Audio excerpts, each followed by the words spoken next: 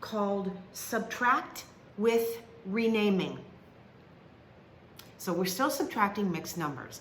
Last time when we subtracted mixed numbers, we noticed that the fraction in the first term was always larger than the fraction in the second term, allowing us to break apart and subtract the whole numbers and then subtract the fractions, add the results together and get our correct difference. But sometimes the fraction in the first term isn't large. It's not larger than the fraction in the second term. So what do? That technique is called renaming. And here's what that looks like. So here is our example. In this example, you can see I have 2 1/4 minus 1 3/8, and I've drawn my models. Here I have my 2 wholes and 1/4 with 1 whole and 3/8.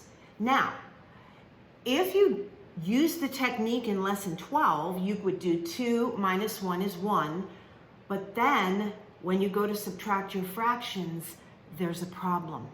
This one is too small.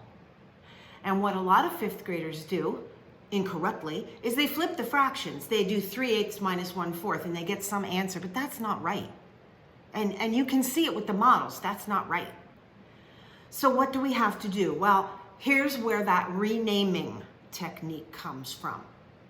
So you take this first term, 2 1/4, and we are going to rename it. So here's my 2 1/4.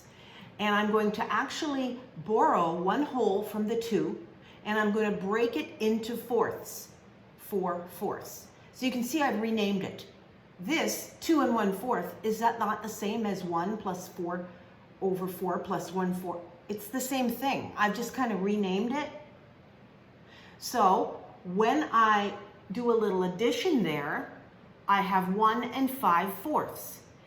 1 5/4 is the same value as 2 1/4, right? I've just renamed it a little bit. But look what I've done when I've renamed it.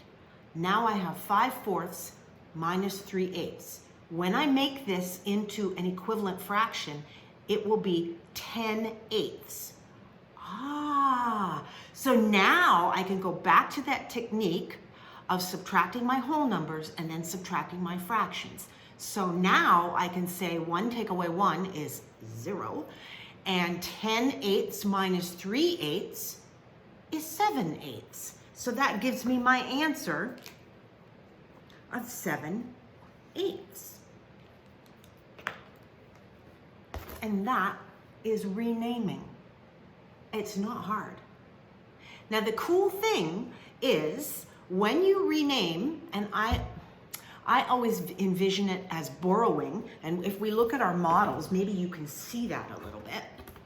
So here, so I'm going to borrow one of these wholes and I'm going to break it into pieces. How do you know how many pieces to break it into? Well, you look at your fraction. I can't get the cap off my marker. There we go.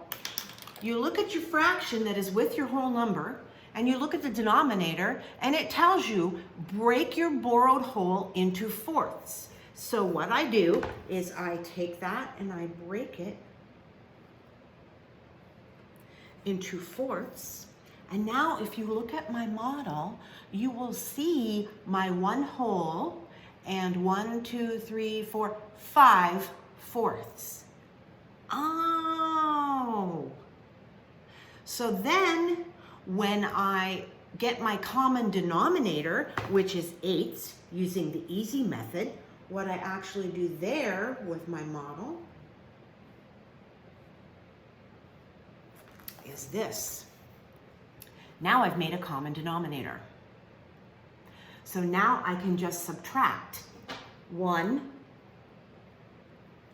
2, so minus 1,